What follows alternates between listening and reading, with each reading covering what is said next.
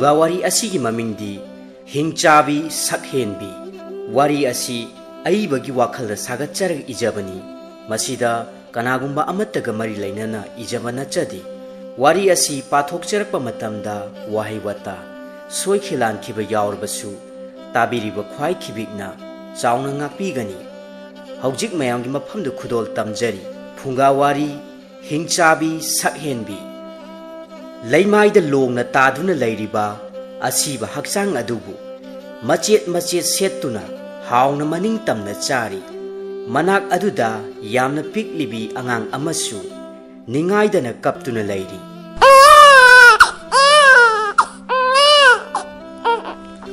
ꯃꯇꯝ ꯑꯗꯨꯗ ꯑꯈꯥꯛ ꯑꯔꯥꯎ ꯀꯌꯥꯒ ꯂꯣꯏꯅꯅ ꯅꯣꯡꯁꯨ ꯀꯟꯅ ꯑꯇꯠ ꯑꯈꯝ ꯂꯩꯇꯅ ꯆꯨꯔꯛꯂꯝꯃꯤ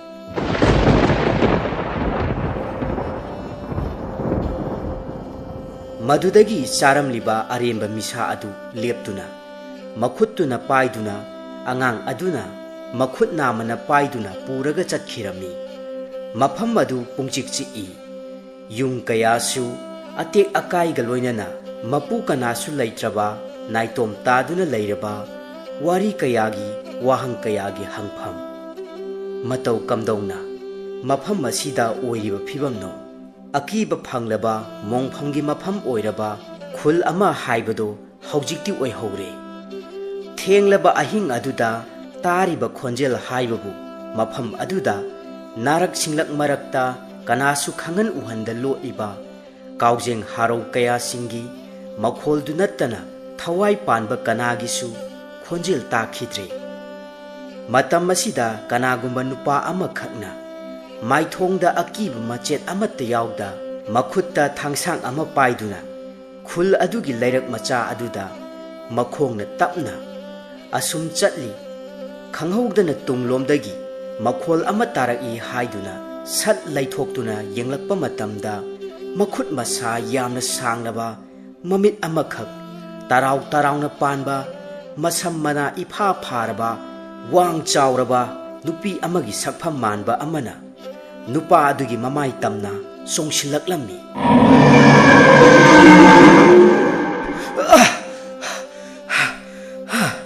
ꯀꯔꯤꯅꯣ ꯍꯧꯖꯤꯛ ꯑꯩꯍꯥꯛꯀꯤ ꯃꯪꯂꯥꯟꯗ ꯎꯈꯤꯕ ꯁꯛꯇꯝ ꯑꯗꯨꯕꯨ ꯑꯁꯤ ꯍꯥꯏꯗꯨꯅ ꯋꯥꯡꯂꯦꯝꯕ ꯌꯥꯝꯅ ꯋꯥꯅ ꯃꯤꯀꯞ ꯊꯣꯔꯛꯂꯝꯃꯤ ꯃꯍꯥꯛ ꯃꯪꯂꯥꯛꯅꯔꯨꯔꯦ ꯃꯃꯥꯏ ꯃꯃꯤꯠꯁꯨ ꯍꯨꯃꯥꯡꯅ ꯄꯨꯡꯂꯨꯞ ꯂꯨꯞꯄꯝꯃꯤ ꯃꯅꯥꯛꯇ ꯇꯨꯝꯂꯤꯕ ꯃꯍꯥꯛꯀꯤ ꯃꯔꯨꯞ ꯊꯧꯕꯅ ꯃꯁꯥ ꯅꯣꯝꯗꯨꯅ ꯍꯧꯗꯣꯔꯛꯄ ꯃꯄꯥ ꯆꯥꯈꯤꯗꯨꯅ ꯋꯥꯡꯂꯦꯝꯕ ꯇꯥꯏꯕꯪ ꯃꯪꯐꯥꯎꯅꯔꯛꯄꯅꯤ ꯊꯧꯕꯅ ꯏꯄꯥ ꯄꯥꯈꯠꯅ ꯍꯪꯂꯛꯂꯝꯃꯤ ꯏꯇꯥꯎ ꯏꯇꯥꯎ ꯀꯔꯤꯗꯧꯔꯕꯒꯦ ꯅꯃꯥꯏ ꯅꯃꯤꯠꯀ ꯍꯨꯃꯥꯡꯅ ꯄꯨꯡꯂꯨꯞ ꯂꯨꯞꯂꯦ ꯁꯦ ꯋꯥꯈꯜ ꯈꯔ ꯇꯥꯔꯕ꯭ꯔꯣ ꯅꯍꯥꯛꯄꯨ ꯋꯥꯡꯂꯦꯝꯕ ꯍꯧꯖꯤꯛꯇ ꯇꯝꯊꯤꯔꯕ ꯁꯛꯐꯝ ꯑꯃ ꯎꯈꯤꯕ ꯑꯗꯨ ꯄꯨꯝꯅꯃꯛ ꯃꯍꯥꯛꯀꯤ ꯃꯪꯂꯥꯟ ꯑꯣꯏꯔꯝꯕ ꯑꯗꯨꯗ ꯃꯍꯥꯛ ꯈꯔꯗꯤ ꯋꯥꯈꯜ ꯂꯩꯇꯥꯔꯝꯃꯤ ꯑꯗꯨꯕꯨ ꯃꯍꯥꯛꯅ ꯆꯤꯡꯅꯅ ꯍꯥꯏꯔꯛꯂꯝꯃꯤ ꯏꯇꯥꯎ ꯍꯧꯖꯤꯛꯇ ꯑꯩꯒꯤ ꯃꯪꯂꯥꯟꯗ ꯁꯛꯐꯝ ꯌꯥꯝꯅ ꯀꯥꯏꯔꯕ ꯍꯤꯡꯆꯥꯕꯤ ꯑꯃꯅ ꯏꯃꯥꯡ ꯑꯁꯤꯗ ꯑꯁꯤ ꯍꯥꯏꯅ ꯍꯥꯏꯔꯛꯄ ꯃꯇꯝꯗ ꯊꯧꯕꯅ ꯃꯔꯛ ꯊꯠꯇꯨꯅ ꯍꯥꯏꯔꯛꯂꯝꯃꯤ ꯌꯥꯔꯦ ꯏꯇꯥꯎ ꯑꯩꯍꯥꯛ ꯂꯣꯏꯅ ꯋꯥꯈꯜ ꯇꯥꯔꯦ ꯀꯔꯤꯁꯨ ꯍꯦꯟꯅ ꯈꯟꯖꯤꯜꯂꯨꯔꯅꯨ ꯃꯀꯨ ꯃꯪꯅꯤ ꯍꯥꯏꯅ ꯈꯟꯗꯣꯛꯂꯣ ꯅꯣꯡ ꯉꯥꯟꯒꯗꯕꯁꯨꯅꯦ ꯃꯤꯀꯨꯞ ꯑꯃꯠꯇ ꯉꯥꯏꯔꯦ ꯇꯨꯝꯕꯗꯤ ꯇꯨꯝꯁꯤꯜꯂꯔꯣꯏꯁꯤ ꯑꯗꯨꯒꯤ ꯁꯔꯨꯛꯇ ꯑꯩꯈꯣꯏꯒꯤ ꯏꯊꯧ ꯄꯥꯡꯊꯣꯛꯅꯅꯕ ꯁꯦꯝ ꯁꯥꯔꯁꯤ ꯋꯥꯡꯂꯦꯝꯕꯅꯁꯨ ꯍꯣꯏ ꯏꯇꯥꯎ ꯑꯗꯨꯅ ꯐꯔꯒꯅꯤ ꯋꯥꯡꯂꯦꯝꯕ ꯑꯃꯗꯤ ꯊꯧꯕ ꯃꯈꯣꯏ ꯑꯅꯤꯒꯤ ꯈꯨꯠꯁꯨ ꯈꯨꯠꯂꯥꯏ ꯑꯃꯗꯤ ꯂꯥꯟꯃꯤꯒꯤ ꯐꯤꯖꯦꯠ ꯅꯤꯡꯊꯤꯖꯅ ꯁꯦꯠꯆꯤꯜꯂꯝꯃꯤ ꯃꯗꯨꯒꯤ ꯃꯇꯨꯡꯗ ꯃꯈꯣꯏ ꯑꯅꯤꯃꯛ ꯃꯈꯣꯏꯒꯤ ꯁꯒꯣꯜ ꯊꯛꯇ ꯀꯥꯈꯠꯇꯨꯅ ꯑꯁꯨꯝ ꯑꯋꯥꯡ ꯄꯥꯡꯅ ꯊꯧꯗꯨꯅ ꯆꯠꯈꯤꯔꯝꯃꯤ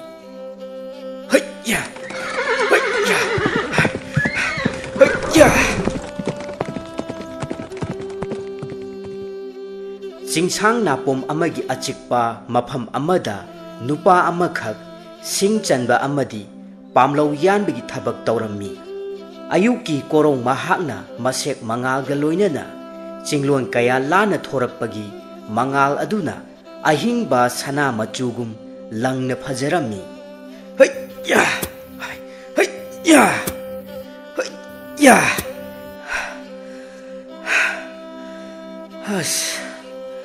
handakti mafam asida pan maire na chingba loina thajilage adu oirabadi senthok lambi su hengatlani do adudi hore numidangi singja su amata lehodri khara amukta thihobana phagani asomgi mata phana hauriba umang asomasida akangba singya su marang kaina leramgani masida hekta chatlage asi khanduna makhut chaba loinarakpa thangjau adu paiduna hairiba mafam adomda nupa adu laklammi sida loina leiredana atei atopada chatludrabasu mayarani thangjau sina hekta yalage hai ya asumna nupa aduna singyalingai aduda mahaki mamanglomda laptakna hek yengbada masak matau yamna ningthijakhrabi leisabi macha amana uhai kaya hektuna leiribadu uraklami kanagi macha masug oirigaba masaksidi lai machagum onthokna phajakreda masibu taibang miyoiba natraga khoyum laiga oiriba jatla umang asigi lairembina sayon tawduna aihaki imita uhalliba jatla phare amabu oire asengbado hekta khangdoklage manakta changsinduna hekta hanglurage asi khanduna nupa aduna sing yalamba adu toktuna nupi adugi manak tamna changsilaklammi aduga hanglaklammi ibema sakhenbi nahakpu kanano taibang miyoibara natraga umang asigi lairembira nupi aduda khanghaudana nupa amana adumna hanglakpa aduda nupi adu haifet khanglammi aduga wakhal leitana ayingba khonjelna tapna nungsina hairaklammi ibungumlaba aiha khoyum lai sunachade taibang miyoibanido ibungbu mafam asida karidau biramlibano nupa aduna pakhum piraklammi ibema sumdobani nabungne mafam asida pam ujabanido pam yanba loiraduna hore numidangi singya oinanaba haidunane akangba sing khara yenge haiduna mafam asida lakpanido sakhenbi laisabi aduna maithongda momon tawna asumna hairaklammi adudi ibunggi maithongdo humangna punglup luple singya thibada yamna waramlagani nachanna hekliba uhai ase masidagi ibungna apamba ama hekta chabiyu awaba kharada oirabasu koknanaba adumna masak matau yamna changkholabi laisabi amana maithongda momonga tawraga hairakpa wadu tabada tamba nupa adu ongsum sumakhiduna nupi adugi hausamda yauriba uhaising adugi maraktagi yamna phajaraba sem amakhak makhut mangna paikhattuna hauna charammi madudagi nupa adu sem adu hek charubadagi khanghaudana mafam aduda makok ngauraktuna mamitta maseng marang uraktuna laimai thakta longna takhirami onthokna hawkhreda ibemagi semase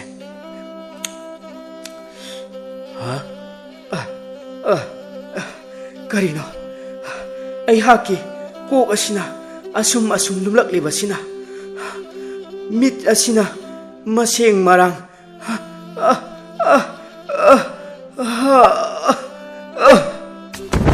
haujikta masak matau yamna phajaram khrabi laisabi adu hek yengbada akiba phanglaba tamthiraba hingchabi amakhak onthoraklami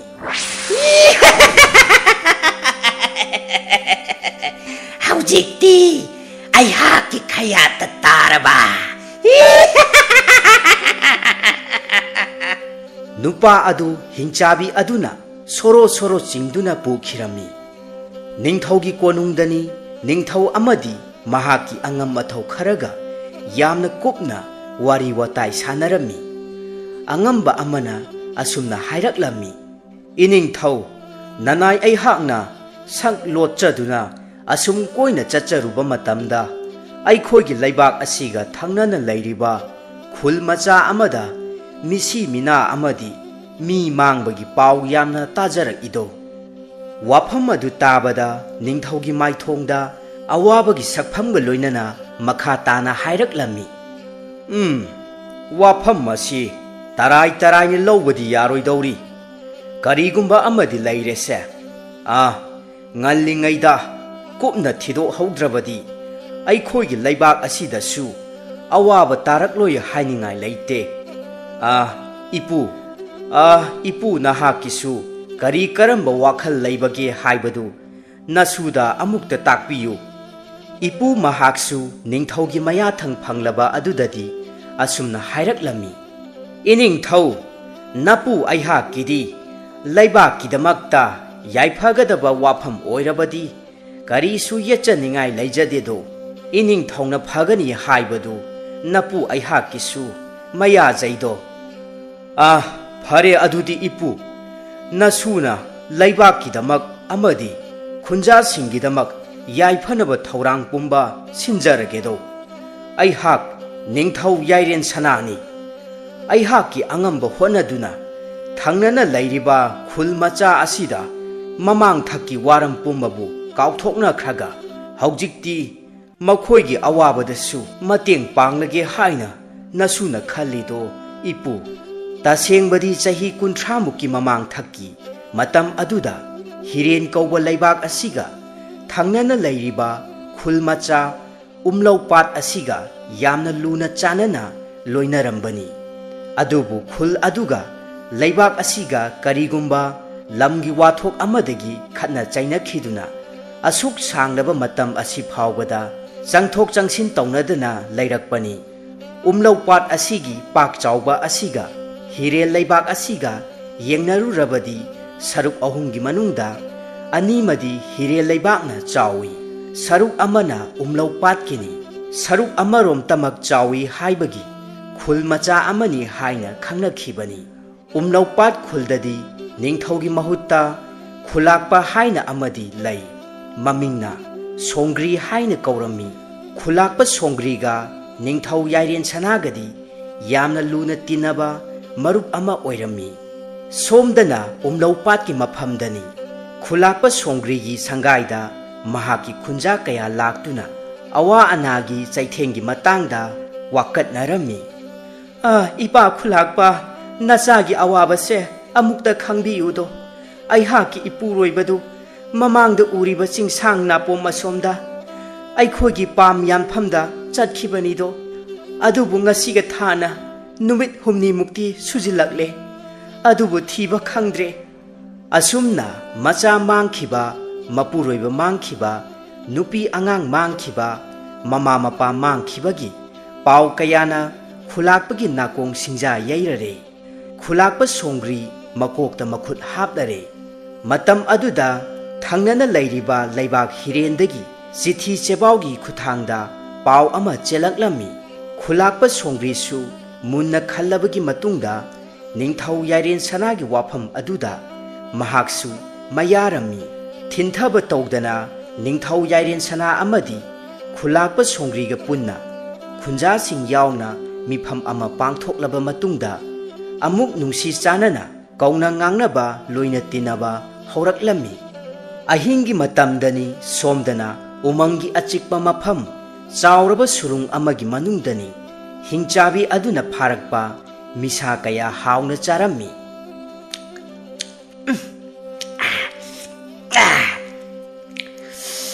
onthokna haukreda taibang mi oibagi sadong chabasidi nahana amukka hena haukre mato ngaktaga oiradana ahal oiraba singidi saruna anamba ngaktani matongbu yaw deda hingchabi aduna adumna ngang-ngangduna chariba aduda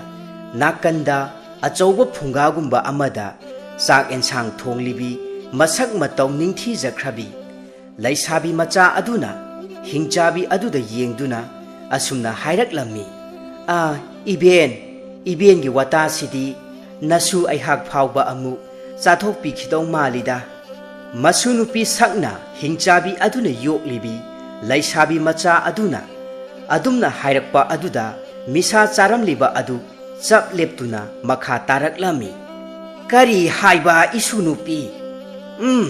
charoi iben na isu nupi bu kari gi chagadage iben gidi isu natana taibang pal asida kanasu laitre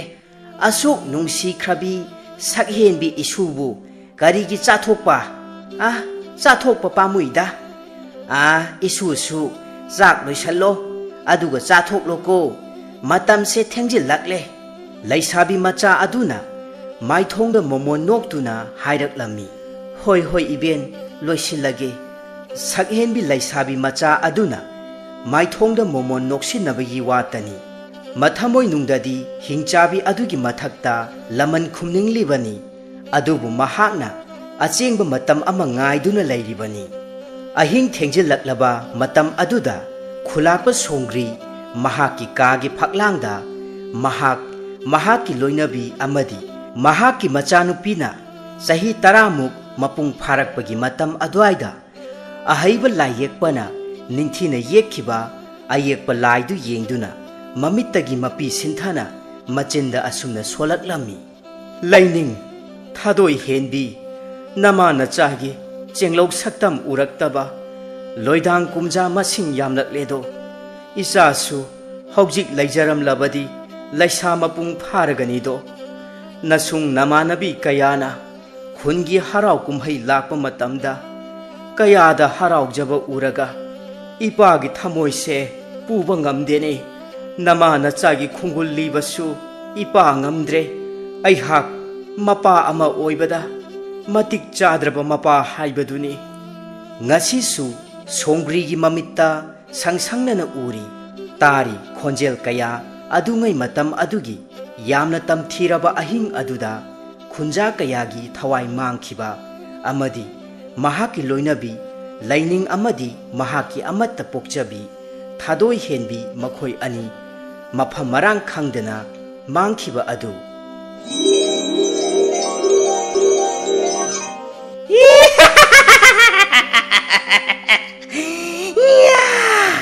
ngasidi aihak ichinjak mapung pharagadaba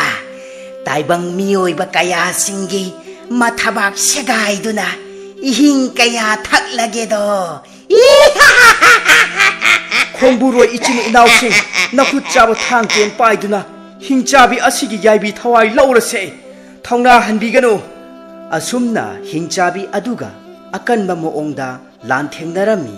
khunja kayasu aso apan yaurammi madugi khudong chabadu lauduna thawai hingnanaba chenaribasing adugi maraktagi hingchabi aduna khulakpagi loinabi laining amadi mahaki amatta pokchabi thoihenbi bu phaduna pukhirami matam aduda khulakpa songrisu yamna phibam thina soktuna laimaida taduna leihowi mahaki loinabi amadi machanupi phaduna pukhiba adubu thamoi chakna yengjahauba nattana karisu pambai leiramde asumna haukraba thawdok kayasing aduna songri thamoi sokna kaplingai aduda khul aduda wanglemba amadi thauba makhoi anisu thungladuna khul adugi khulakpagi mayum thiraktuna changlaklammi mapalda wanglemba amadi thauba leptuna wanglembana khulakpa songri tanaba kauraklammi ipa khulakpa nachana kauribase tarabadi mapalangda amukta thokpira uba ipa khulakpa mapalomda kanagumba amana kauriba adu tabada khulakpa songri wakhal nungaitana manglan amagum tauduna leiramba adu wakhal taraklammi ai hakti wakhal amada taururedana mapalangda kauribasina kana oiriba ngai hakta ngairamu Tare tare, ipa thorak lage. Madudagi khulakpa songri, thongi poro natay kangduna, mapalomda, thaumay ama paiduna thorak lami. Mapalda, nahapakang anina, leptuna layramba ubada, khulakpa songri ingak ngakna hanglak lami. Ibungo khoidi, kana no, khulgi misu mande, thaubana makha tarak lami. Hoi ipa, ay khoi khulasigi miyoy nachade. Khulakpa songri yamna ngakna makhoi anida yengduna lay. Marak aduda wanglembana yamna nolongna asumna haijarak lami. Ipa khulakpa, nasa ay khoi se,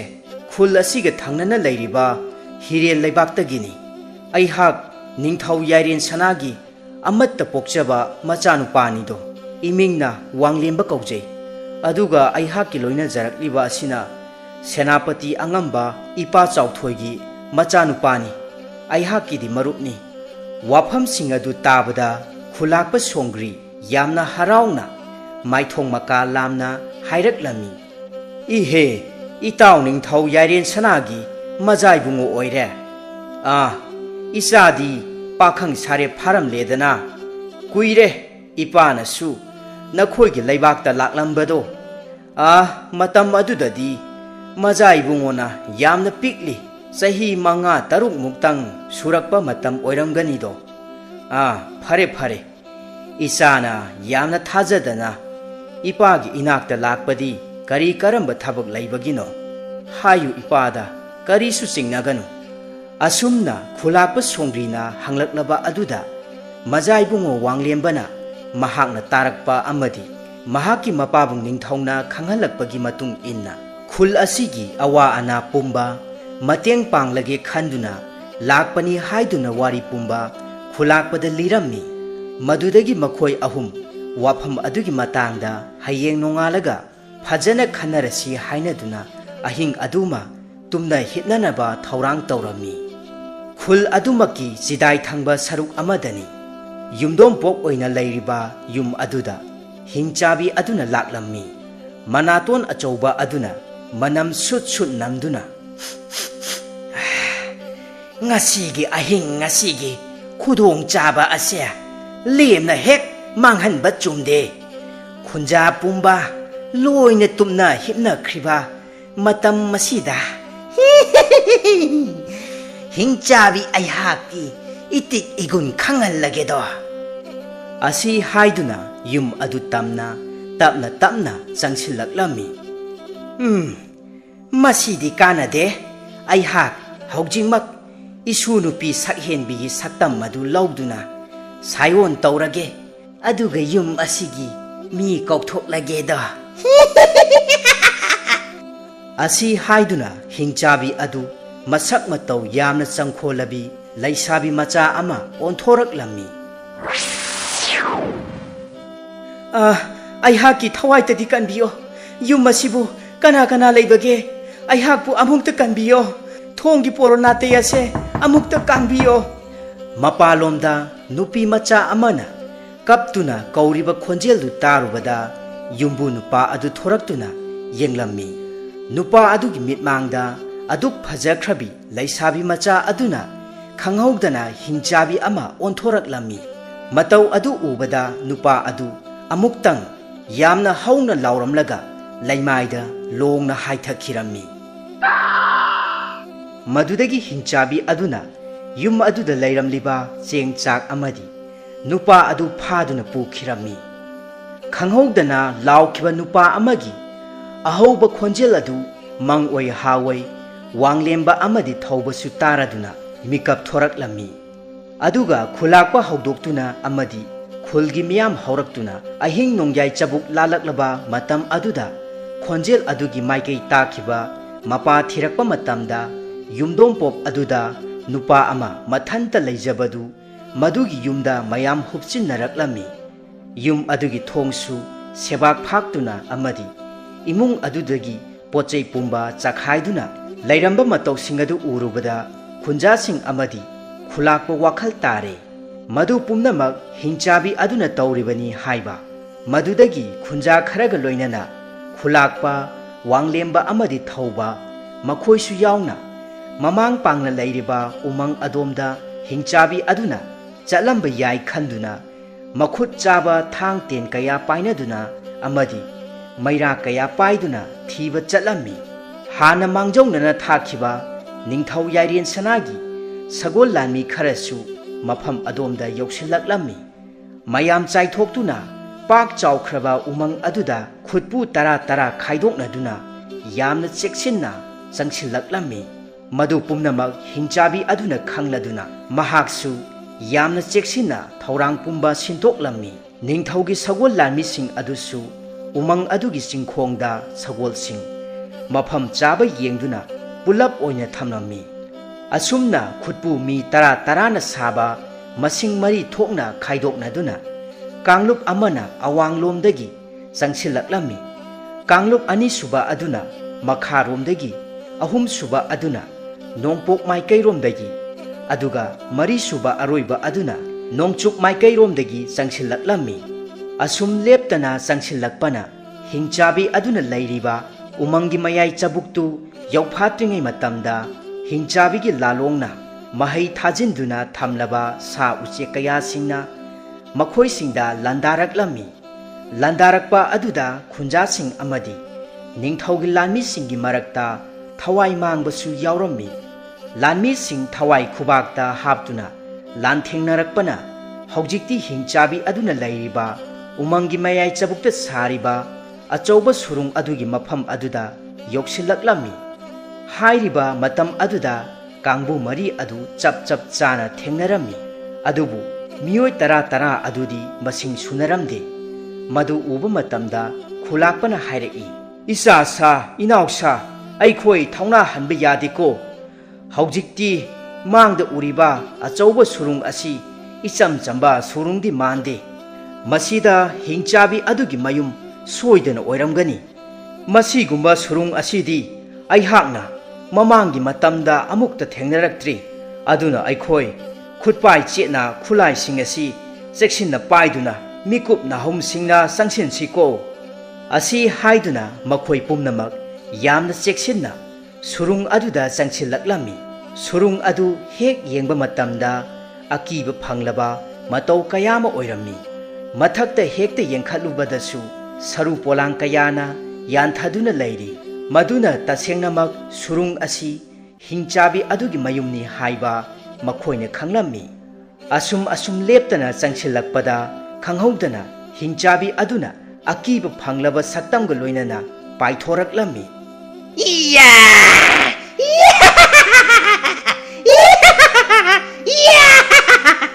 ꯃꯇꯧ ꯑꯗꯨ ꯎꯕꯗ ꯃꯌꯥꯝꯁꯤꯡ ꯑꯗꯨ ꯌꯥꯝꯅ ꯄꯥꯈꯠꯅꯔꯝꯃꯤ꯫ ꯍꯤꯡꯆꯥꯕꯤ ꯑꯗꯨꯒ ꯑꯀꯟꯕ ꯃꯑꯣꯡꯗ ꯂꯥꯟꯊꯦꯡꯅꯔꯝꯃꯤ꯫ ꯍꯧꯖꯤꯛꯇꯤ ꯅꯈꯣꯏ ꯄꯨꯝꯅꯃꯛ ꯅꯁꯥꯅ ꯅꯁꯥꯕꯨ ꯑꯁꯤꯕꯒꯤ ꯈꯌꯥꯠꯇ ꯆꯣꯡꯁꯤꯟꯖꯔꯒꯦ ꯍꯥꯏꯗꯨꯅ ꯂꯥꯛꯂꯕ?" ꯋꯥꯡꯂꯦꯟꯕꯅ ꯍꯤꯡꯆꯥꯕꯤ ꯑꯗꯨꯒꯤ ꯁꯛꯐꯝ ꯑꯗꯨ ꯍꯦꯛ ꯎꯕ ꯃꯇꯝꯗ ꯃꯃꯥꯡ ꯊꯛꯇ ꯃꯍꯥꯛꯀꯤ ꯃꯪꯂꯥꯟꯗ ꯎꯈꯤꯕ ꯍꯤꯡꯆꯥꯕꯤ ꯑꯗꯨꯒꯤ ꯁꯛꯐꯝ ꯑꯗꯨꯒ ꯆꯞ ꯃꯥꯟꯅꯔꯝꯃꯤ꯫ ꯃꯃꯤꯠ ꯑꯃꯈꯛꯇꯃꯛ ꯇꯔꯥꯎ ꯇꯔꯥꯎꯅ ꯄꯥꯜꯂꯝꯃꯤ꯫ ꯃꯁꯝ ꯃꯅꯥ ꯏꯐꯥ ꯐꯥꯔꯝꯃꯤ꯫ ꯃꯗꯨꯗꯒꯤ ꯋꯥꯡꯂꯦꯟꯕꯅ ꯊꯧꯅꯥ ꯐꯅ ꯂꯥꯎꯔꯛꯂꯝꯃꯤ, "ꯍꯩ ꯍꯤꯡꯆꯥꯕꯤ ꯃꯤꯠꯂꯥꯎꯕꯤ! ꯅꯃꯤꯠ ꯑꯃꯈꯛꯇꯪ ꯄꯥꯜꯂꯤꯕꯗꯣ ꯃꯗꯨ ꯊꯥꯡꯁꯥꯡ ꯑꯁꯤꯅ ꯀꯣꯊꯣꯛꯀꯦꯅꯦꯍꯦ! ꯍꯧꯖꯤꯛꯇꯤ ꯅꯍꯥꯛꯄꯨ ꯂꯥꯟꯕꯤꯔꯒꯦ ꯍꯥꯏꯗꯨꯅ ꯑꯩꯍꯥꯛ ꯏꯈꯣꯡꯅ ꯊꯣꯡꯅ ꯂꯥꯛꯂꯕꯅꯤꯗꯣ!" ꯋꯥꯐꯝ ꯑꯗꯨ ꯇꯥꯕꯗ ꯍꯤꯡꯆꯥꯕꯤ ꯑꯗු ꯈꯥꯛꯅ ꯅꯣꯛꯂꯝꯃꯤ꯫ ꯃꯗꯨꯗꯒꯤ ꯃꯈꯣꯏ ꯍꯤꯡꯆꯥꯕꯤ ꯑꯗꯨꯒ ꯑꯀꯟꯕ ꯃꯑꯣꯡꯗ ꯂꯥꯟꯊꯦꯡꯅꯔꯝꯃꯤ꯫ "ꯏꯌꯥ! "ꯍꯤꯡꯆꯥꯕꯤ ꯐꯥꯔꯁꯦ! ꯐꯥꯔꯁꯦ!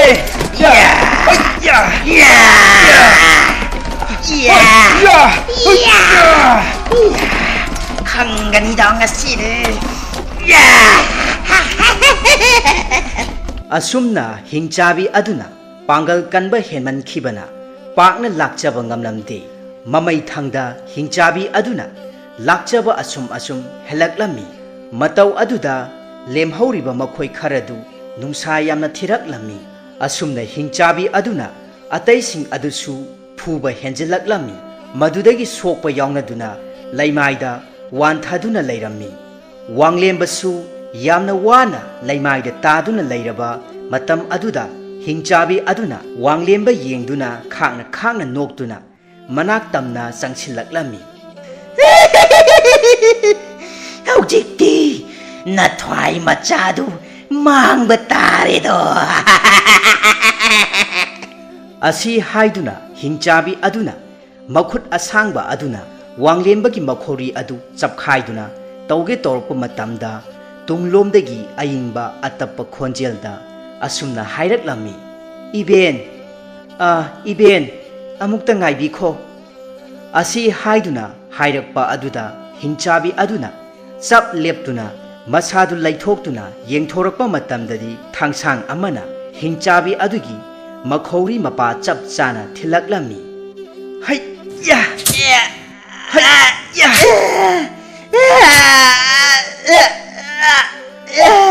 madudagi hingchabi adu law khonglamduna masa pumba ut on khirami. Sakhenbi aduna makhutta thangsang ama paiduna leplambadu ubada wanglemba pungau ngau khirami. Hingchabi adugi makhori mapa aduda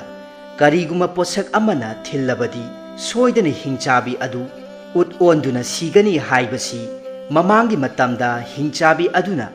masu saklabi aduda haikhiba laikhi. Madu sakhenbi aduna ningsinglaktuna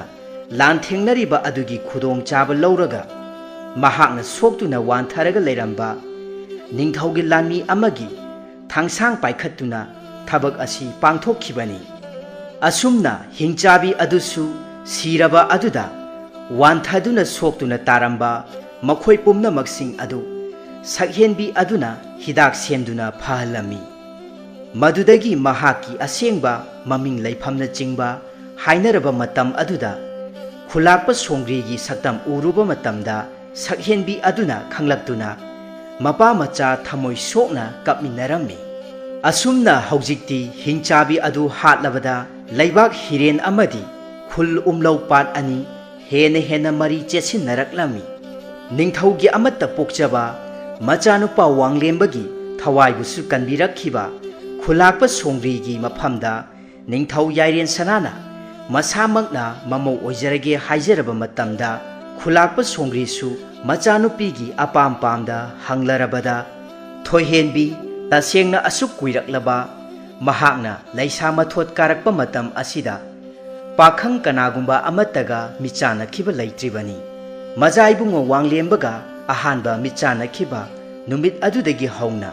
pakhang laisa anigi thamoida apam nungsi phauna khrabani. Khulakpagi machanupi thoihenbi masana yana haina singnaba aduda ayaba piraduna majaibungo wanglemba amadi thoihenbi makhoi ani yamna chawna luhongduna nungai yaifana pankhirami.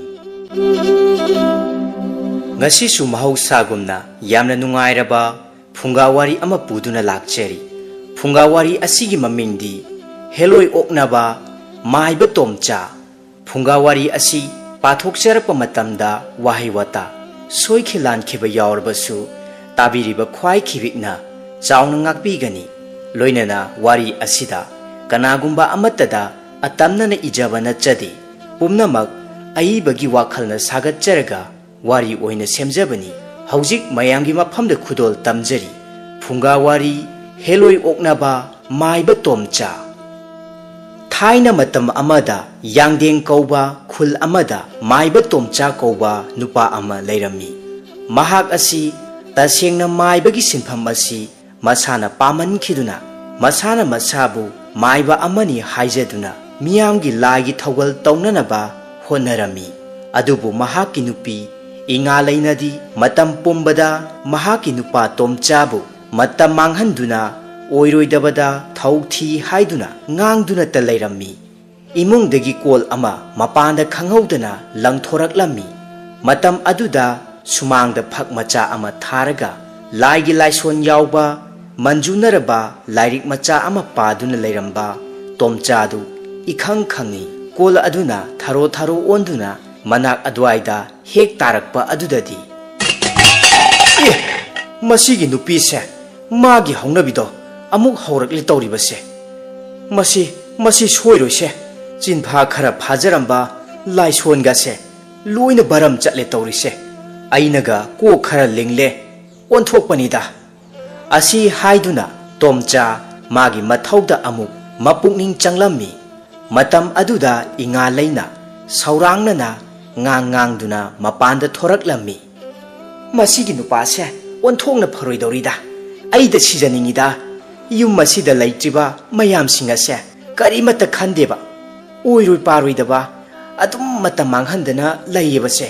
ho oja amai babu ngasina kanagi amuk thau chatpigadoribano a chakna karam kanda habigadoribano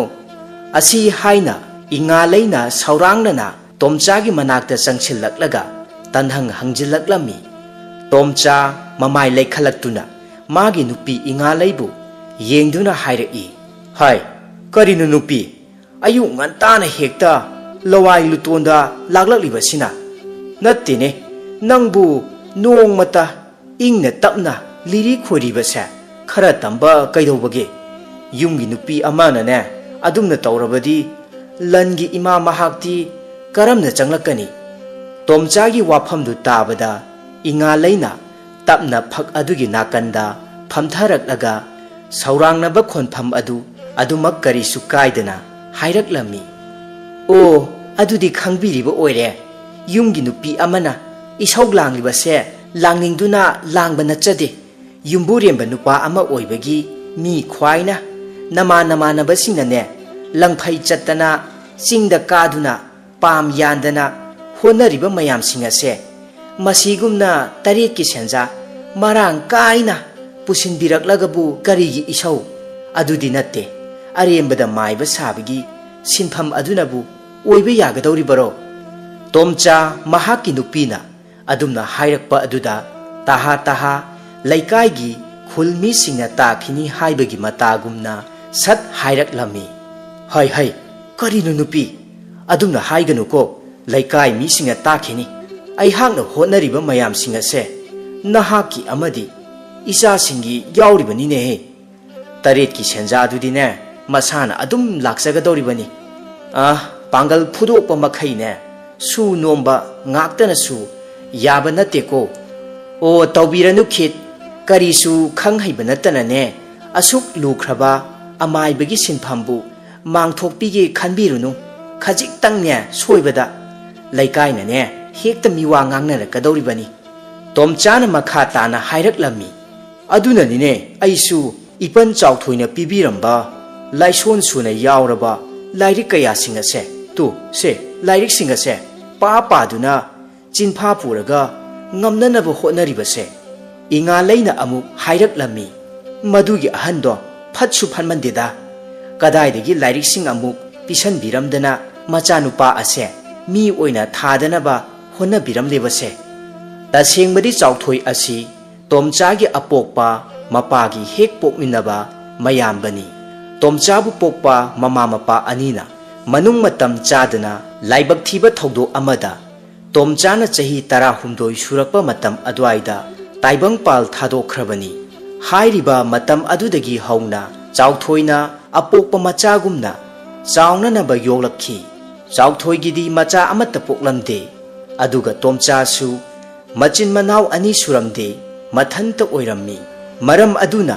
चाउथोइ अमदी महाकी लोइनबी थारिकना तोमचाबु लुना चाना योगलम्मी चाउथोइ मतम अमदा लैकाइ खुल अदुदा मियामना थोइने हेना मसक खंगनबिरंबा अमाइबा चाउथोइ हाइरगा लैकाइ खुल अदुदा खक्ता नत्तना थांगनबा लैकाइ खुल कया सिंगदा ममिंग यामना चलंबा अमाइबा अमखकनी अदुबु अहलगी मतम ओसिलक्तुना चाउथोइ ताइबंग पाल थादोक्तुना चलमदा मिकुप अदुदा महाकी महै मसिंग पुंबदा नत्तना लूरा लूरबा लाइसोन तिनसोन कया यावबा lyric कया सिंगबु तोमचादा सिनरमी इपागी तोमचा हौजिक्ति इपागी अरोइबा मिकुप हाइबदो ओइरकलेदो इचागिनी हाइदुना इपाना सिनरमगदबा हाइबबु इपागी मरु ओइरबा लाइसोन तिनसोन लाइगी थौरम कयागी थौगल तौबदा चंगदबा सिंगसे मसी खक्त मंगाइरे ꯃꯁꯤꯒꯤ ꯃꯄꯥꯜꯅ ꯅꯍꯥꯛꯁꯨ ꯑꯋꯥꯠ ꯑꯄꯥ ꯑꯃꯠꯇ ꯂꯩꯇ ꯃꯤꯌꯥꯝꯅ ꯃꯁꯛ ꯈꯪꯅꯕꯤꯕ ꯑꯃꯥꯏꯕ ꯇꯣꯝꯆꯥ ꯍꯥꯏꯅ ꯈꯪꯅꯔꯁꯅꯨ ꯏꯄꯥꯒꯤ ꯁꯤꯟꯐꯝ ꯑꯁꯦ ꯏꯆꯥꯅ ꯑꯃꯨꯛ ꯃꯍꯨꯠ ꯁꯤꯜꯂꯛꯎꯀꯣ ꯑꯁꯨꯝꯅ ꯆꯥꯎꯊꯣꯏꯅ ꯇꯥꯏꯕꯪꯄꯥꯜ ꯊꯥꯗꯣꯛꯈ꯭ꯔꯕꯗ ꯃꯍꯥꯛꯀꯤ ꯂꯣꯏꯅꯕꯤ ꯊꯥꯔꯤꯛꯁꯨ ꯃꯇꯝ ꯈꯔ ꯂꯩꯔꯝꯂꯒ ꯃꯁꯥ ꯁꯣꯟꯖꯤꯜꯂꯛꯇꯨꯅ ꯑꯗꯨꯃꯛ ꯇꯥꯏꯕꯪꯄꯥꯜ ꯊꯥꯗꯣꯛꯈꯤꯔꯝꯃꯤ ꯃꯇꯝ ꯑꯗꯨꯗꯗꯤ ꯇꯣꯝꯆꯥꯁꯨ ꯌꯨꯝ ꯄꯥꯜꯂꯔꯦ ꯃꯆꯥꯅꯨꯄꯥ ꯑꯅꯤꯒ ꯃꯆꯥꯅꯨꯄꯤ ꯑꯃꯒ ꯐꯪꯖꯔꯝꯃꯤ ꯑꯁꯨꯝꯅ ꯁꯨꯃꯥꯡꯗ ꯇꯣꯝꯆꯥ ꯑꯃꯗꯤ ꯏꯉꯥꯂꯩ ꯃꯈꯣꯏ ꯑꯅꯤꯅ ꯋꯥꯔꯤ ꯁꯥꯟꯅꯗꯨꯅ ꯂꯩꯔꯤꯉꯩ ꯃꯇꯝ ꯑꯗꯨꯗ ꯊꯣꯡꯒꯥꯜꯂꯣꯝꯗꯒꯤ ꯃꯤꯌꯥꯏ ꯆꯜꯂꯕ ꯅꯨꯄꯥ ꯑꯃꯈꯛ ꯆꯪꯂꯛꯂꯝꯃꯤ ꯅꯨꯄꯥ ꯑꯗꯨꯅ ꯆꯪꯂꯛꯄ ꯎꯕꯗ ꯇꯣꯝꯆꯥꯅ ꯃꯥꯒꯤ ꯅꯨꯄꯤꯗ ꯑꯁꯨꯝꯅ ꯍꯥꯏꯔꯝꯃꯤ ꯍꯥꯏ ꯅꯨꯄꯤ ꯇꯨ ꯑꯍꯜ ꯑꯃ ꯆꯪꯂꯛꯂꯤꯕꯁꯦ ꯃꯁꯤ ꯃꯥꯒꯤꯁꯦ ꯂꯥꯏꯒꯤ ꯊꯧ ꯑꯃ ꯄꯥꯡꯊꯣꯛꯄꯤꯌꯨ ꯍꯥꯏꯕ ꯂꯥꯛꯄ ꯁꯣꯏꯗꯅ ꯑꯣꯏꯔꯝꯒꯅꯤ ꯆꯪꯉꯨ ꯏꯃꯨꯡꯗ ꯆꯪꯂꯒꯅꯦ ꯆꯥꯛ ꯏꯁꯤꯡ ꯑꯗꯣ ꯉꯟꯅ ꯂꯣꯏꯁꯜꯂꯨꯆꯣ ꯉꯁꯤꯗꯤ ꯊꯧ ꯇꯧꯒꯗꯕ ꯐꯅ ꯌꯥꯝ ꯂꯩ ꯇꯣꯝꯆꯥꯒꯤ ꯋꯥꯐꯝꯗꯨ ꯇꯥꯕꯗ ꯏꯉꯥꯂꯩꯅ ꯉꯛꯅ ꯑꯃꯗꯤ ꯁꯧꯔꯥꯡꯅꯅ ꯍꯥꯏꯔꯛꯏ ꯍꯣ ꯆꯥꯛ ꯉꯟꯗꯧꯔꯤꯕꯁꯦ ꯆꯦꯡꯅ ꯀꯗꯥꯏꯗꯒꯤ ꯂꯧꯔꯨꯔꯒ ꯉꯟꯒꯗꯧꯔꯤꯕꯅꯣ ꯂꯥꯏꯁꯣꯟ ꯃꯌꯥꯝ ꯑꯃ ꯑꯧꯔꯥꯏꯕꯤꯔꯤꯉꯩꯗ ꯑꯣꯖꯥ ꯑꯃꯥꯏꯕꯕꯨ ꯆꯦꯡ ꯂꯣꯏꯊꯣꯛꯈ꯭रे ꯍꯥꯏꯕꯁꯦ ꯀꯥꯎꯕꯤꯔꯕ꯭ꯔꯣ ꯑꯁ ꯑꯣꯟꯊꯣꯛꯄꯅꯤꯗ ꯆꯠꯂꯨ ꯏꯅꯦ ꯐꯖꯕꯤ ꯍꯣꯏꯗꯒꯤꯅꯦ ꯉꯁꯤꯒꯤꯗꯤ ꯈꯔ ꯌꯥꯅꯅꯕ ꯂꯧꯔꯨꯆꯣ ꯍꯣꯔꯦꯟ ꯊꯧ ꯍꯜꯂꯛꯂꯒ ꯁꯣꯏꯗꯅ ꯆꯦꯡꯗꯣ ꯋꯥꯜꯂꯒ ꯄꯤꯔꯒꯦ ꯍꯦꯛꯇ ꯍꯥꯏꯌꯨ ꯑꯁ ꯑꯩꯗꯤ ꯏꯗꯤ ꯏꯀꯥꯏꯖꯈ꯭ꯔꯦꯗ ꯍꯣꯏ ꯍꯣꯏ ꯑꯁꯤ ꯍꯥꯏꯗꯨꯅ ꯏꯉꯥꯂꯩꯅ ꯏꯅꯦ ꯐꯖꯕꯤꯒꯤꯗ ꯆꯦꯡ ꯈꯔ ꯂꯧꯖꯒꯦ ꯍꯥꯏꯗꯨꯅ ꯆꯠꯂꯨꯅꯕ ꯏꯃꯨꯡꯂꯣꯝꯗ ꯆꯪꯈꯤꯔꯝꯃꯤ ꯇꯣꯝꯆꯥꯁꯨ ꯃꯍꯥꯛꯀꯤ ꯃꯊꯧ ꯑꯗꯨꯗ ꯑꯗꯨꯃꯛ ꯃꯈꯥ ꯇꯥꯅ ꯃꯄꯨꯛꯅꯤꯡ ꯆꯪꯂꯝꯃꯤ ꯊꯣꯡꯒꯥꯜꯂꯣꯝꯗꯒꯤ ꯆꯪꯂꯛꯂꯤꯕ ꯅꯨꯄꯥ ꯑꯗꯨꯅ ꯌꯧꯁꯤꯜꯂꯛꯇꯨꯅ ꯇꯣꯝꯆꯥꯒꯤ ꯃꯥꯡꯗ ꯂꯦꯞꯂꯒ ꯌꯥꯝꯅ ꯅꯣꯂꯨꯛꯅ ꯑꯁꯨꯝꯅ ꯍꯪꯂꯛꯂꯝꯃꯤ ꯁꯤꯕꯨ ꯑꯣꯖꯥ ꯑꯃꯥꯏꯕ ꯇꯣꯝꯆꯥꯒꯤ ꯌꯨꯝ ꯑꯣꯏꯕꯤꯔꯕ꯭ꯔꯥ ꯇꯣꯝꯆꯥꯅ ꯃꯃꯥꯏ ꯂꯩꯈꯠꯂꯛꯇꯨꯅ ꯈꯨꯝꯂꯛꯂꯝꯃꯤ ꯑꯥꯎ ꯃꯥꯅꯤ ꯑꯩ ꯏꯁꯥꯃꯛꯅꯤ ꯌꯥꯅꯤ ꯉꯥꯏꯍꯥꯛꯇ ꯁꯣꯝꯗ ꯑꯁꯤ ꯍꯥꯏꯔꯒ ꯍꯥꯟꯅ ꯊꯥꯗꯨꯅ ꯂꯩꯔꯕ ꯐꯤꯗꯥ ꯑꯃꯗ ꯅꯨꯄꯥ ꯑꯗꯨꯕꯨ ꯐꯝꯊꯍꯜꯂꯤ ꯑꯗꯨꯒ ꯇꯣꯝꯆꯥꯅ ꯃꯈꯥ ꯇꯥꯅ ꯍꯪꯂꯛꯂꯝꯃꯤ ꯆꯍꯤꯁꯦ ꯁꯣꯝꯅ ꯈꯔ ꯍꯟꯕꯤꯔꯝꯒꯗꯧꯕ ꯃꯥꯜꯂꯤ ꯇꯥꯗ ꯍꯥꯏꯅ ꯍꯦꯛꯇ ꯀꯧꯖꯔꯒꯦ ꯇꯥꯗꯅ ꯂꯦꯡꯕꯤꯔꯛꯄꯕꯨ ꯀꯔꯤ ꯊꯕꯛꯀꯤ ꯑꯣꯏꯕꯤꯔꯕꯅꯣ ꯁꯨꯝꯗꯧꯕꯅꯤ ꯑꯣꯖꯥ ꯑꯃꯥꯏꯕ ꯑꯩꯈꯣꯏꯒꯤ ꯍꯧꯖꯤꯛ ꯂꯩꯔꯤꯕ ꯌꯨꯝꯒꯤ ꯏꯪꯈꯣꯜ ꯑꯁꯤꯒ ꯇꯥꯏꯅꯕ ꯂꯩꯔꯛ ꯃꯆꯥ ꯑꯃꯈꯛ ꯂꯩꯖꯩꯗꯣ ꯍꯥꯏꯔꯤꯕ ꯂꯩꯔꯛ ꯑꯁꯤꯗ ꯅꯨꯄꯤ ꯑꯉꯥꯡ ꯀꯅꯥꯒꯨꯝꯕ ꯑꯃꯠꯇ ꯑꯊꯦꯡ ꯑꯃꯝꯗ ꯆꯠꯅꯕ ꯉꯝꯅꯗ꯭ꯔꯦ ꯇꯨꯡꯂꯣꯝꯗꯒꯤ ꯀꯅꯥꯒꯨꯝꯕ ꯑꯃꯅ ꯈꯨꯄꯥꯛꯅ ꯊꯥꯔꯛꯄꯋꯣ ꯅꯨꯡꯖꯦꯡꯕꯨ ꯆꯥꯏꯔꯛꯄꯋꯣ ꯑꯁ ꯑꯣꯖꯥ ꯑꯃꯥꯏꯕ ꯈꯥꯡ ꯂꯥꯛꯄꯒ ꯉꯝꯕꯖꯥꯠ ꯅꯠꯇ꯭ꯔꯦ ꯅꯣꯡꯃꯁꯨꯅꯦ ꯑꯩꯍꯥꯛꯅ ꯂꯥꯡꯐꯩꯗ ꯃꯇꯝ ꯈꯔ ꯊꯕꯛ ꯁꯨꯕ ꯆꯠꯂꯨꯔꯒ ꯍꯜꯂꯛꯄꯗꯅꯤ ꯑꯁꯤ ꯍꯥꯏꯗꯨꯅ ꯅꯨꯄꯥ ꯑꯁꯤꯅ ꯃꯍꯥꯛꯅ ꯊꯦꯡꯅꯈꯤꯕ ꯊꯧꯗꯣꯛ ꯈꯔꯒꯤ ꯋꯥꯔꯤ ꯂꯤꯕ ꯍꯧꯔꯛꯂꯝꯃꯤ ꯅꯨꯃꯤꯠ ꯑꯗꯨ ꯊꯥꯡꯖ ꯅꯨꯃꯤꯠꯁꯨ ꯑꯣꯏ ꯊꯕꯛ ꯁꯨꯃꯤꯟꯅꯕ ꯃꯈꯣꯏ ꯃꯤ 10 ꯉꯁꯤꯗꯤ ꯊꯕꯛ ꯂꯣꯏꯔꯦ ꯃꯇꯝ ꯈꯔꯗꯤ ꯊꯕꯛ ꯂꯦꯞꯄ ꯇꯥꯔꯦ ꯍꯥꯏꯅꯗꯨꯅ ꯑꯍꯥꯎꯕ ꯑꯃ ꯆꯥꯃꯤꯟꯅꯔꯕ ꯃꯇꯨꯡꯗ ꯃꯌꯨꯝꯗ ꯅꯣꯡꯉꯥꯜꯂꯒ ꯍꯟꯅꯔꯁꯤ ꯍꯥꯏꯅꯔꯝꯃꯤ ꯃꯗꯨꯗ ꯌꯥꯏꯃꯁꯨ ꯉꯁꯤꯗꯤ ꯃꯌꯨꯝꯗ ꯍꯜꯂꯅꯤ ꯇꯔꯦꯠꯀꯤ ꯁꯦꯟꯖꯥꯁꯨ ꯃꯔꯥꯡ ꯀꯥꯏꯅ ꯐꯪꯖꯔꯕꯗ ꯌꯥꯝꯅ ꯍꯔꯥꯎꯅ ꯃꯍꯥꯛꯀꯤ ꯄꯣꯠꯆꯩ ꯐꯤꯔꯣꯜꯅ ꯆꯤꯡꯕꯁꯤꯡ ꯈꯔ ꯅꯝꯕꯣ ꯊꯥꯕꯣ ꯑꯣꯏꯅ ꯇꯧ ꯃꯌꯨꯝꯂꯣꯝꯗ ꯍꯜꯂꯛꯄꯒꯤ ꯂꯝꯕꯤꯅꯤ ꯃꯍꯥꯛ ꯍꯤꯗꯥꯛ ꯈꯔꯗꯤ ꯑꯗꯨꯃꯛ ꯊꯛꯂꯛꯂꯝꯃꯤ ꯑꯗꯨꯕꯨ ꯀꯌꯥ ꯊꯣꯏꯅ ꯉꯥꯎꯕꯗꯤ ꯅꯠꯇꯦ ꯃꯍꯥꯛ ꯃꯈꯣꯡꯅ ꯑꯁꯨꯝ ꯆꯠꯅ ꯋꯥꯈꯜꯗꯁꯨ ꯑꯁꯨꯝꯅ ꯈꯟꯖꯔꯝꯃꯤ ꯑꯗꯨꯒ ꯃꯆꯤꯟꯗ ꯃꯨꯔꯨꯝ ꯁꯣꯜꯂꯛꯂꯝꯃꯤ ꯉꯁꯤꯗꯤ ꯑꯩꯍꯥꯛ ꯅꯨꯄꯤ ꯑꯃꯗꯤ ꯏꯆꯥꯁꯤꯡꯒꯤ ꯑꯋꯥꯠ ꯑꯄꯥ ꯈꯔꯗ ꯑꯣꯏꯔꯕꯁꯨ ꯂꯣꯏꯅ ꯀꯣꯛꯂꯒꯅꯤꯗꯣ ꯄꯨꯟꯁꯤꯁꯦ ꯑꯁꯨꯝ ꯋꯥꯔꯒ ꯂꯩꯒꯗꯕ ꯅꯠꯇꯦꯗ ꯈꯨꯕꯥꯛ ꯈꯨꯅꯝꯅꯤ ꯀꯩꯅꯣ ꯑꯃꯨꯛꯁꯨ ꯋꯥꯕ ꯑꯃꯨꯛꯁꯨ ꯅꯨꯡꯉꯥꯏꯕ ꯃꯁꯤ ꯍꯥꯏꯕꯗꯨꯅꯤꯗ ꯑꯁꯨꯝꯅ ꯌꯥꯏꯃ ꯃꯆꯤꯟꯗ ꯌꯨ ꯉꯥꯎꯕꯒꯤ ꯈꯣꯟꯐꯝꯗ ꯈꯔ ꯂꯣꯟ ꯐꯥꯏꯔꯤ ꯁꯣꯟꯗꯨꯅ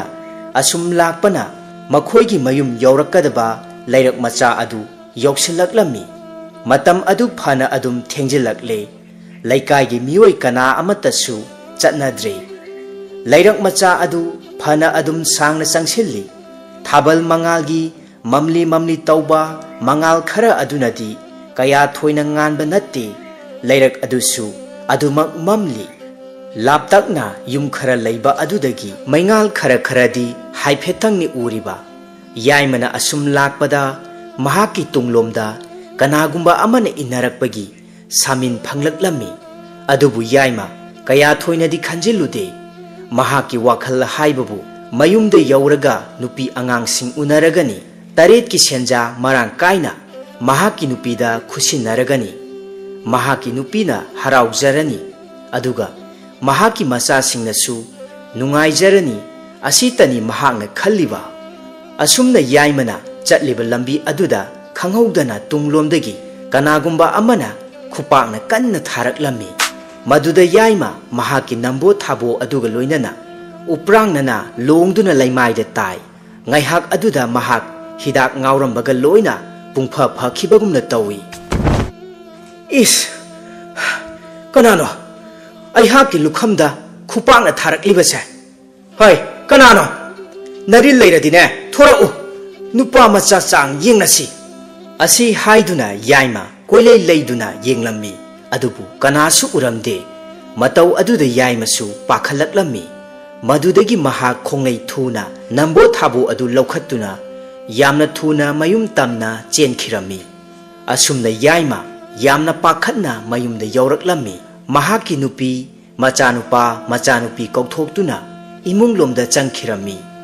yaimada thokhiba thogdo adugi wari pumba singadu hayeng nongalaga oina ningthijana lirage haiduna adumak machin kangthokhidre ahing chuppa yaima mamit kakla ama phawba ningthina tumthaba yakhide mamang mahada mahaki lukhamda tharakhiba adu adumak urami asumna yamna wana yaima ahing adu tumthakhirami nongalabada yaima ngantana haugalaknami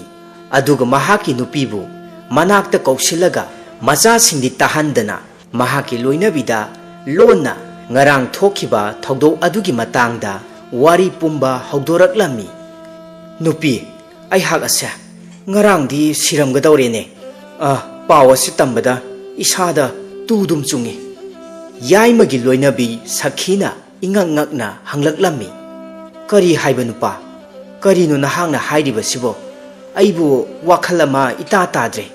yaimana wakhal phatharaga makha tana asumna hairaklammi sumdawani do ngarang do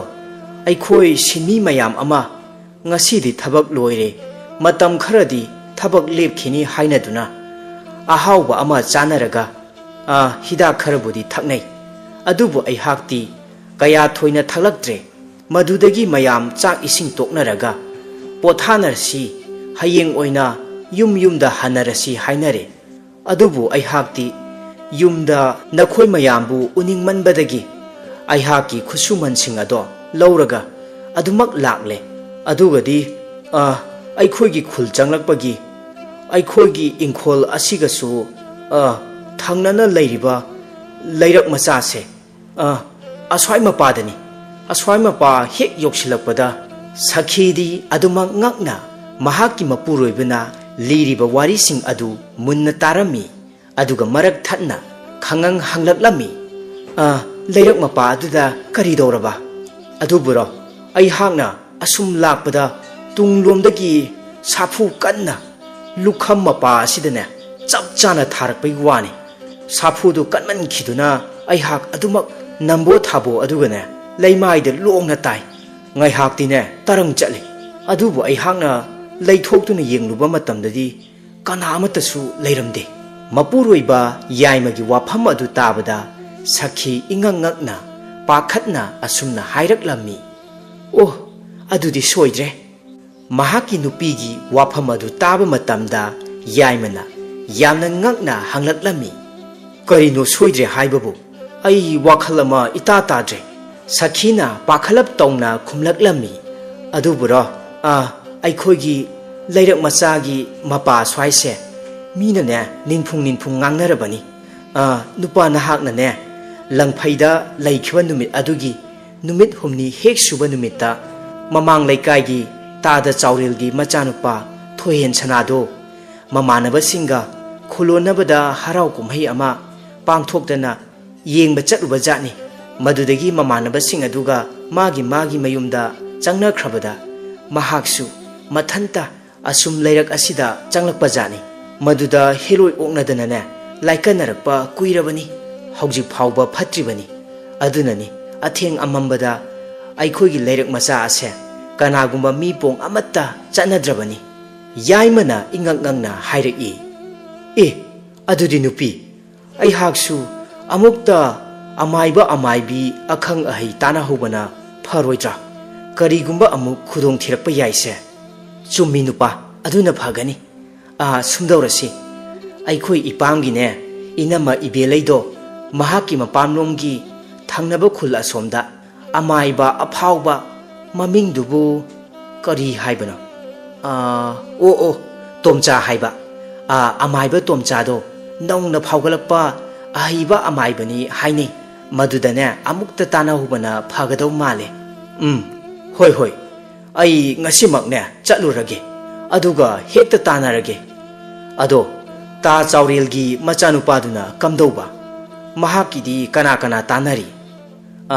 ꯃꯈꯣꯏꯒꯤꯗꯤ ꯑꯌꯥꯝꯕ ꯂꯣꯏꯅ ꯁꯨꯅ ꯇꯥꯟꯅꯔꯕꯅꯤ ꯑꯗꯨꯕꯨ ꯏꯐꯠ ꯐꯠꯇ꯭ꯔꯤꯕꯁꯤꯅꯤ ꯍꯦꯛꯇ ꯐꯒꯗꯧꯕ ꯃꯥꯜꯂꯒ ꯑꯃꯨꯛ ꯍꯦꯛꯇ ꯍꯧꯔꯛꯄ ꯑꯗꯣ ꯑꯃꯥꯏꯕ ꯇꯣꯝꯆꯥꯗꯣ ꯃꯗꯨꯗ ꯑꯃꯨꯛ ꯄꯨꯟꯅ ꯇꯥꯟꯅꯔꯁꯦ ꯍꯥꯏꯅꯅꯦ ꯑꯩ ꯇꯥꯗ ꯆꯥꯎꯔꯦꯜꯗ ꯍꯦꯛꯇ ꯋꯥ ꯍꯧꯗꯣꯛꯂꯨꯔꯒꯦ ꯌꯥꯏꯃꯅ ꯑꯃꯨꯛ ꯃꯈꯥ ꯇꯥꯅ ꯍꯥꯏꯔꯛꯂꯝꯃꯤ ꯍꯣꯏ ꯑꯗꯨꯅ ꯐꯔꯅꯤ ꯑꯩꯁꯨ ꯉꯜꯂꯤꯉꯩ ꯑꯁꯤꯗ ꯉꯥꯏꯍꯥꯛ ꯆꯠꯊꯣꯛꯂꯨꯔꯒꯦ ꯆꯥꯛꯇꯣ ꯂꯣꯏꯁꯤꯜꯂꯝꯂꯣ ꯍꯣꯏ ꯆꯠꯊꯣꯛꯄꯤꯔꯨꯔꯣ ꯑꯁꯨꯝꯅ ꯊꯣꯛꯈꯤꯕ ꯋꯥꯔꯤ ꯄꯨꯝꯕꯁꯤꯡ ꯑꯗꯨ ꯌꯥꯏꯃꯅ ꯑꯃꯥꯏꯕ ꯇꯣꯝꯆꯥꯗ ꯂꯤꯔꯕꯗ ꯇꯣꯝꯆꯥ ꯃꯕꯨꯛꯅꯤꯡꯗ ꯑꯁꯨꯝꯅ ꯈꯜꯂꯤ ꯂꯥꯏꯁꯦ ꯂꯩꯇꯕꯗꯤ ꯅꯠꯇꯦꯀꯣ ꯍꯧꯖꯤꯛꯇꯤ ꯂꯥꯏꯔꯕ ꯀꯣꯛꯆꯔꯣ ꯍꯥꯏꯗꯨꯅ ꯇꯔꯦꯠꯀꯤ ꯁꯦꯟꯖꯥꯅ ꯏꯅꯥꯛꯇ ꯃꯈꯣꯡꯅ ꯊꯣꯡꯅ ꯂꯥꯛꯂꯕ ꯀꯌꯥꯗ ꯅꯨꯡꯉꯥꯏꯔꯕ ꯑꯗꯨꯝꯅ ꯇꯣꯝꯆꯥꯅ ꯋꯥꯈꯜ ꯑꯃꯗ ꯃꯪꯗꯨꯅ ꯂꯩꯕ ꯑꯗꯨꯗ ꯌꯥꯏꯃꯅ ꯋꯥꯔꯤ ꯂꯤꯔꯝꯕꯗꯒꯤ ꯁꯠ ꯇꯣꯝꯆꯥꯔꯣꯝꯗ ꯌꯦꯡꯂꯛꯄ ꯃꯇꯝꯗ ꯇꯣꯝꯆꯥꯅ ꯃꯉꯛ ꯃꯁꯥ ꯍꯥꯏꯐꯦꯠ ꯅꯣꯝꯂꯛ ꯇꯧꯗꯨꯅ ꯃꯥꯏꯊꯣꯡꯗ ꯃꯃꯣꯟꯒ ꯇꯧꯔꯤꯕꯗꯨ ꯎꯔꯨꯔꯦ ꯃꯗꯨꯗꯒꯤ ꯌꯥꯏꯃꯅ ꯁꯠ ꯍꯪꯖꯤꯜꯂꯛꯂꯝꯃꯤ ꯑꯣꯖꯥ ꯑꯃꯥꯏꯕ ꯅꯅꯥꯏꯒꯤꯁꯤꯕꯨ ꯀꯔꯝ ꯀꯥꯟꯗꯒꯤ ꯄꯥꯏꯕꯤꯒꯦ ꯈꯜꯂꯤꯕꯅꯣ ꯋꯥꯐꯝ ꯑꯗꯨ ꯇꯥꯕꯗ ꯇꯣꯝꯆꯥ ꯋꯥꯈꯜ ꯍꯟꯖꯤꯜꯂꯛꯂꯝꯃꯤ ꯍꯣꯏ ꯁꯨꯝꯗꯧꯔꯨꯁꯤ ꯇꯥꯗ ꯍꯧꯖꯤꯛ ꯍꯣꯔꯦꯜꯒꯤꯗꯤ ꯈꯔ ꯈꯨꯗꯣꯡ ꯆꯥꯖꯔꯔꯣꯏ ꯍꯥꯏꯕꯗꯤ ꯑꯇꯣꯞꯄꯒꯤ ꯍꯥꯟꯅ ꯇꯧꯒꯗꯕ ꯊꯧ ꯈꯔꯁꯨ ꯄꯔꯦꯡ ꯂꯦꯡꯗꯨꯅ ꯂꯩꯔꯤꯕ ꯑꯗꯨꯅ ꯅꯨꯃꯤꯠ ꯑꯐꯕ ꯑꯃ ꯍꯦꯛꯇ ꯌꯦꯡꯖꯔꯛꯈꯤꯒꯦ ꯑꯗꯨꯒ ꯊꯧ ꯑꯗꯣ ꯄꯥꯡꯊꯣꯛꯂꯁꯤꯗꯣ ꯇꯁꯦꯡꯅ ꯇꯣꯝꯆꯥ ꯀꯔꯤꯁꯨ ꯈꯪ ꯍꯩꯇꯕꯗꯤ ꯅꯠꯇꯦ ꯃꯍꯥꯛꯅ ꯊꯋꯥꯏ ꯌꯥꯎꯅ ꯍꯣꯠꯅꯖꯕ ꯈꯔ ꯑꯗꯨꯒ ꯑꯗꯨꯛ ꯃꯄꯥ ꯆꯥꯅꯔꯨꯗꯨꯅ ꯂꯥꯏꯒꯤ ꯊꯧ ꯇꯧꯕ ꯃꯇꯝꯗ ꯐꯕ ꯌꯥꯎꯈꯤꯕ ꯃꯤꯑꯣꯏ ꯀꯌꯥ ꯑꯃꯁꯨ ꯃꯃꯥꯡ ꯊꯛꯇ ꯑꯗꯨꯃꯛꯇꯤ ꯌꯥꯎꯈ꯭ꯔꯕꯅꯤ ꯑꯗꯨꯅ ꯃꯍꯥꯛꯀꯤ ꯃꯒꯨꯟ ꯈꯪꯕ ꯃꯤꯑꯣꯏꯁꯤꯡꯅꯗꯤ ꯑꯃꯥꯏꯕ ꯇꯣꯝꯆꯥ ꯍꯥꯏꯈ꯭ꯔꯕꯗꯤ ꯊꯥꯖꯗꯕ ꯂꯩꯇꯦ ꯇꯧꯕꯇꯕꯨ ꯃꯍꯥꯛꯅ ꯇꯧꯔꯨꯕ ꯊꯧ ꯀꯌꯥ ꯑꯌꯥꯝꯕꯅ ꯇꯔꯦꯠꯀꯤ ꯁꯦꯟꯖꯥ ꯃꯐꯝ ꯈꯪꯅ ꯂꯥꯛꯇꯕ ꯑꯗꯨꯗ ꯃꯍꯥꯛꯀꯤ ꯂꯣꯏꯅꯕꯤ ꯏꯉꯥꯂꯩꯅ ꯑꯗꯨꯛ ꯃꯆꯤꯟꯗ ꯉꯥꯡꯖꯕꯇꯅꯤ ꯑꯗꯨꯕꯨ ꯊꯑꯣꯏꯅ ꯁꯥꯎꯕꯗꯤ ꯑꯣꯏꯔꯝꯗꯦ ꯑꯗꯨꯕꯨ ꯍꯟꯗꯛꯀꯤ ꯈꯣꯡꯐꯝ ꯑꯁꯤꯗꯒꯤꯗꯤ ꯇꯣꯝꯆꯥꯁꯨ ꯃꯍꯥꯛꯀꯤ ꯋꯥꯈꯜꯗ ꯑꯁꯨꯝꯅ ꯈꯟꯈ꯭ꯔꯕꯅꯤ ꯃꯗꯨꯗꯤ ꯂꯥꯏꯒꯤ ꯊꯧ ꯑꯃ ꯄꯥꯡꯊꯣꯛꯄ ꯃꯇꯝꯗ ꯇꯔꯦꯠꯀꯤ ꯁꯦꯟꯖꯥ ꯃꯔꯥꯡ ꯀꯥꯏꯅ ꯂꯧꯔꯒꯦ ꯍꯥꯏꯅ ꯑꯗꯨꯕꯨ ꯇꯔꯦꯠꯀꯤ ꯁꯦꯟꯖꯥ ꯂꯧꯒꯗꯧꯔꯤꯕ ꯏꯃꯨꯡ ꯑꯗꯨꯒꯤ ꯐꯤꯕꯝꯁꯨ ꯍꯥꯟꯅ ꯃꯨꯟꯅ ꯈꯪꯗꯣꯛꯀꯦ ꯍꯥꯏꯕ ꯑꯁꯤꯁꯨꯅꯤ ꯑꯁꯨꯝꯅ ꯅꯨꯃꯤꯠ ꯊꯕꯥꯟ ꯑꯐꯕ ꯑꯃ ꯌꯦꯡꯅꯔꯒ ꯍꯥꯏꯔꯤꯕ ꯊꯧ ꯑꯗꯨ ꯄꯥꯡꯊꯣꯛꯂꯁꯤ ꯍꯥꯏꯅ ꯋꯥ ꯂꯦꯞꯅꯔꯝꯃꯤ ꯃꯗꯨꯗ ꯌꯥꯏꯃꯁꯨ ꯍꯔꯥꯎ ꯍꯔꯥꯎꯅ ꯅꯨꯃꯤꯠ ꯊꯕꯥꯟ ꯑꯐꯕ ꯑꯗꯨꯒ ꯃꯗꯨꯗ ꯆꯪꯒꯗꯕ ꯄꯣꯠꯂꯝꯁꯤꯡ ꯑꯗꯨꯒꯤ ꯃꯃꯤꯡ ꯃꯊꯥꯅ ꯆꯤꯡꯕꯁꯤꯡ ꯂꯧꯗꯨꯅ ꯃꯌꯨꯝꯗ ꯑꯗꯨꯃꯛ ꯍꯟꯈꯤꯔꯝꯃꯤ ꯑꯁꯣꯝꯗꯁꯨ ꯌꯥꯏꯃꯒꯤ ꯂꯣꯏꯅꯕꯤ ꯁꯈꯤꯅ ꯇꯥꯗ ꯆꯥꯎꯔꯦꯜꯒꯤ ꯃꯌꯨꯝꯗ ꯆꯠꯇꯨꯅ ꯋꯥꯐꯝꯁꯤꯡ ꯑꯗꯨ ꯍꯧꯗꯣꯛꯂꯨꯕ ꯃꯇꯝꯗ ꯇꯥꯗ ꯆꯥꯎꯔꯦꯜꯁꯨ ꯃꯍꯥꯛꯀꯤ ꯑꯃꯠꯇ ꯄꯣꯛꯆꯕ ꯃꯆꯥꯅꯨꯄꯥ ꯊꯣꯏꯍꯦꯟ ꯁꯅꯥꯕꯨ ꯐꯒꯅꯤꯕꯨ ꯍꯥꯏꯔꯕꯗꯤ ꯇꯔꯦꯠꯀꯤ ꯁꯦꯟꯖꯥ ꯆꯪꯅꯤꯡꯕ ꯆꯪꯖꯁꯅꯨ ꯃꯍꯥꯛꯅ ꯂꯣꯏꯅ ꯄꯨꯊꯣꯛꯀꯅꯤ ꯑꯗꯨꯒ ꯂꯩꯀꯥꯏ ꯈꯨꯜ ꯑꯗꯨꯒꯤ अफबा ओइननबा मतुंग मनाव कनागुंबा अमत्तदा मचानुपादा तारिबा खुदोंथीबा असिगुम थोक्तनबा थौ अदु पांथोकपदा अदुमक मयारम्मी असुमना नुमित खरनी हौख्रबदा हाइनखिबगी मतुंग इन्ना लाइगी थौ पांथोकपगी नुमित अदु ngasi oirami tomcha mafi marol ningthi jana set charami thaurang pumba loisalami aduga mahaki loinabi inga leida asumna hairami taribra nupi ngasi aihang chatgadoriba thawase taret ki senjadi marang kaina kaigadoribani he mapuroiba tomcha gi wafam du tabada inga leina tapna ingna hairaklammi ado nupa लाइगी थौ पांथोकपा हाइबसे तराई तराइबदी यारोइको इमुंगी लैता लाइरेना मरम ओइरगा तरेत की सेंजाना हेना लुमना लौबसु फत्तब्रा हाइना खंजैदो थबक तौबदा यामना चेक्सनबियु तोमचा महाकी लोइनाबी इंगा लैदा मुन्ना येंगलगा यामना नुंगसीना मखा तारकलमी होइदा होइदा अइहाकसु लोइना खंगी खंगदबा नत्तेदा अदुमना इंगना तपना युम्बुरेंबी अमनने लिरी खोइरीना चटलगबु महाकी नुपाना तौरु तौरुबा सिलम सिंथा पुम्नमक्ता माई पाक्तुनता हलकदौरिबनिने फरे फरे नचा सिंगा निंगथीजना लेरमुको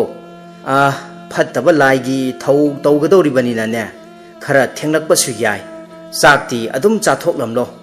अइहाकसु हलकलगा चारगे थौ तौगदौरिबा इमुंग अदुदा चाक चाबदी यादे फरे फरे आई चलुखीगे को होय होय फजना चटपिरुरो असी हाइरमदुना तोमचासु युमदगी थोरकले अदुगा याइमगसु थेंगनादुना तादा चाउरेलगी मयुमदा लाकमिनरमी मखोइना तादा चाउरेलगी मयुम योक्सिलकपा मतमदा थोंगालोमदगी चंगलकपदगी हौना असुम येंगलकपा मतमदा तादा चाउरेल असी लैकाय अदुदा ख्वाइदगी इना कैराक खुनबा मियोय अमा ओइरमले तोमचाना महाकी वाखलदा असुमना खल्ली इमाय कयादा निंगथीजना सारिबा युमनोसे थोंगाल चंगफमसिना मरोल अमा फजरिबा हैकोल लैकोल अमासु पिक्तकना थोंगाल नाकल असिदा लैरिने फजै फजै युमसिसु मसा नाना फजरिबा तरेकी सेंजादी मरांग काइना लौबा यारनिसा महैगी इमा लाइरेंबी ngасidi nachana honajariba pumba si nachabu thaujanbiyu ko loinana layoi khraba aihakidi kuru saklaba ipan ibungo chauthoi nachabu thaujanbiyu do asi haina mathamoinungda chetna thagona jarami madudagi amaiba tomcha amadi yaima makhoi anina thongalomdagi changlakpa aduda tada chaurel su thoraktuna oklare aduga amaiba tomcha amadi याइमबु तादा चाउरेलना ताराम तारामना ओक्तुना फिदा थादुना मांगोलदा फमहल्ली असुमना वारी वाताई कयामा सुसानरे ममांग थक्ता थोकिबा अमाइबा कयागसु तानाखिबा वारी पुंबसिंग अदु तादा चाउरेलना करिसु लैथुप लैकोइदना असेंबसिंग अदु अमाइबा तोमचादा मरिक चुमना पाउ तमनम्मी मदुदगी मतम असुम हौखिदुना अहिंगी मतम ओइरकलम्मी लाइगी थौद चंगदबा पोलम सिंग अदु सुना सिल्लांगलदुना अमाइबा तोमचा लाइगी थौगी दमक्ता मयामना हाइनरिबा लैरक मचा अदु तमना मथंता यांकोक मथक्ता थौद चंगदबा पोलम सिंग हापतुना अमत्ता वातना पुथोरकलम्मी नुमितपु ताख्रबदी अथेंगबा ओइसनख्रबा लैरक मचा अदु फाउदुना कनागुंबा मियोय अमत्ता चटनरमदे तोमचाना खल्ली इस लैरक मचा असिदी हेक येंगबा मतमदा मओंग मतौ अमा इतौ तौइदा अइहाक्तुम इसासे तुदुम चुंगी इसुक सुइबा होइदा इसागी सिंथम अमा ओइना खोंग थांजिलख्रबा असिबु हंदुना चेनबा हौनदे ngасidi अइहाक्ना ngambra natraga फत्तबा लाइना ngambra amadi soidre asi haiduna machinda murum murum sonduna लाइगी थौ पांथोकनबा सेम सारम्मी लंबीगी नाकलदा यांकोक अदु थमदुना ममित chain उसिंदुना खुबाक अहुमलक खुदोक्तुना laison sonba hauraklammi matam aduda nakalomda sorot sorot tawrokpagi makhol ama taraklammi makhol adu taba matamda amaiba tomcha mamit nama pangthoktuna mamit haiphet pairapna oyeng yengduna hairaklammi hai phattaba khongba lai nahakna chayetnadana lairolga loina ne chinpha kawgi towi he ngai hakti tumina laikhoko lairol singa se hana amukta somda loikhige aduga ne nahaki na chinjaksu thabirage ko tumina laikhoko amuk short plate ka laurakhinu isa se mihun chigum changana ge towi asi haiduna amuk mamit chejet uisinduna lairol adu makha chatharami aduga mamit pangthoraktuna makhutta laison chonjinduna akoiba aduda chaithoklammi matam aduda tandangumna arangba posak amana paithorakpagumna tawrai aduga amaiba tomchagi mamangmaktada masak matau ningthi jakhrabi sakhenbi nuja amakhak leplare matau adu ubada amaiba tomcha ingak ngakkhre aduga machindagi asumna haidokhi is asuk chenglong ningthi jabi saktam masibu aihaki imitsina soiribra natraga aihaki khomnen manglan oiribra imana pokpadagi asuk phajabi asidi amukta ukhidri laima saita onthokna phajakhreda heloi atombi aduna hairaklammi hai amaiba tomcha haibo nahakla karisu khanghaitana amaiba sai haisa yengbada masak asiga haiphet rasi leigum tawine hayo nahangna aihaki aningba apambagi mayokta leplibasa karigino heloi atombi aduna hairiba sing adu amaiba tomchadi pungaw ngawkhre aduga tapna asumna hairaklammi hera karino da ningthi jarabi nahakna hairiba adubo ado aihangna tawriba thawase nahangna yelamliba pakhang macha asigi maphamdagine ngasi haiba numit khudak asidagi handokhro madu natrabadine nahaki afaba oiroi amaiba tomchagi wafam adu taba matamda heloi atombi aduna noktuna asumna hairaklammi kari haiba aihaki aningba apambabu thugai khaliba aihakse heloi atombi ne atombi aihakna mita khamda khraba mahakpu thadokpa madudi oithoktabani asi haiduna hauna noklammi aduga makha tana hairaklammi phare phare amaiba tomcha nahak yamna nangba imungne haibasu aihak loina khangle adubu aikhoi ani yasinaba amadi hana haina khisi adu oirabadine aihak nahakna hairiba wafamado yage madu natrabadi aihak yabangam loy amaiba tomcha ngaihak tingakcha nei adubu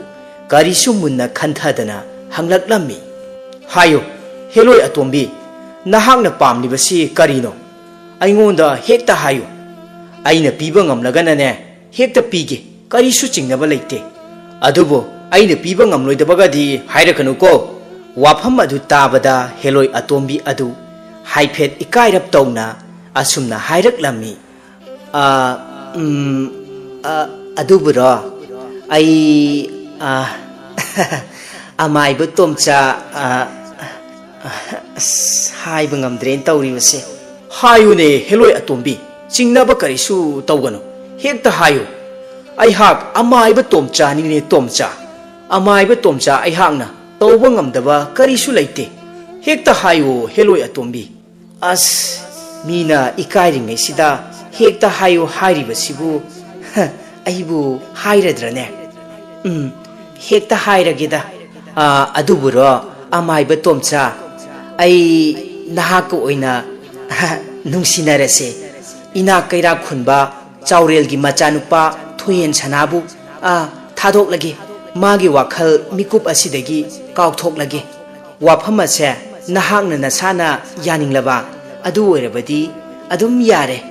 heloi atombi adugi wafam adu taba matamda amaiba tomcha machinda murum murum soli Imai pema masigi heloi atombi se nupa haiba jatse lemna hek thadida mamai se kaya da kankraba as onthok panida tomcha nahaki naraibak se khara phagadra khaluraga oh ngasidi aigi numit suraba kamdongni tawrisidi karino amuk murum soliduna nupanambu adu pangdaba aidi hainakhiba wafam ngaktaba sunga yaroi madu nahangna hek ngamlaba adu oirabadi thoyen sanabu aina ngahon phayaliba se khudak asidagi leplagani madu natrabadi ai yaroi hairibasini hai heloi atombi wafam madu oithoktabani ko nap chadaba ngasi aina sauraktana ne nang haisini kinchani aingonda mukne khit mita khamda biraklanu nasakpudi phajai ningthijai haijabagi watani heloi na khoise onthong kijai ne he asi haina hairakpa wafam adu taba matamda heloi atombi adu wakhal amada nungaijaramba pumnamak mikup aduda khanghaudana mangkhirami madudagi mahak saugalaktuna tamthiraba sakpham amada onthoraklammi matau adu ubada amaiba tomcha karisu kiramdaba adu ngaihak aduda khangki kiraklammi heloi atombi aduna tamthiraba saptra amaga loinana asumna makha tana hairaklammi ngasi amaiba tomcha nahaki numit surabani do nahaki yaibi thawai laurage do ya heloi atombi aingondabu singnaba sari napunsi ado nungai thambige haibani madu yadrabani na heloi atombi ai haki itik igun khangal lage do hoiba masidi kanararoi aida thawai hingnaba chelhobana pharani hai kurugi yathangni chu laishon ge loina baram chatle tawribase loina soirabra khangde imata pangge sidi ai yumde yongnaba aida chelorge yang koksinga loina lehorasanu se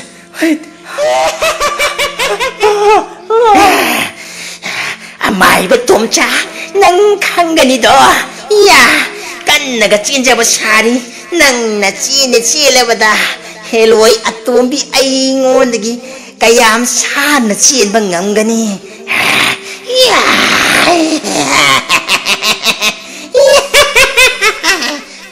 asumna tomcha su thawai hinglaga lore khanduna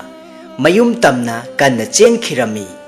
numit adudagi hauna amaiba tomcha hanagi mahausagumna iman manadaba maong matau kayama tawraklami tasengnamakki amaiba tomcha haujikti heloi atombi adu mangonda oina ongna khiduna tomcha wakhal choiba machi da phamduna choirol parol panglonda lonba mathanta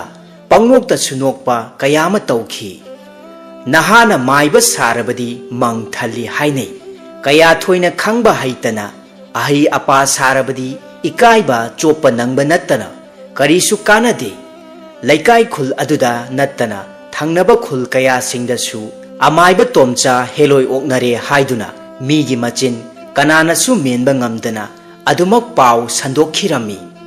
matang asida ngasigi phungawari asi loisinjari phungawari asi pathokchakhiba matamda wahai wata soikhilan khiba yaurbasu tabiriba khwai khibikna chauna ngakpigani matung tarakpadasu hena nungai raba wari kayama channel asina miyam gidamakta lepa laitana purakpa ngamba oijagi mayam pumnamakpu hanna thagatpa phongdokchari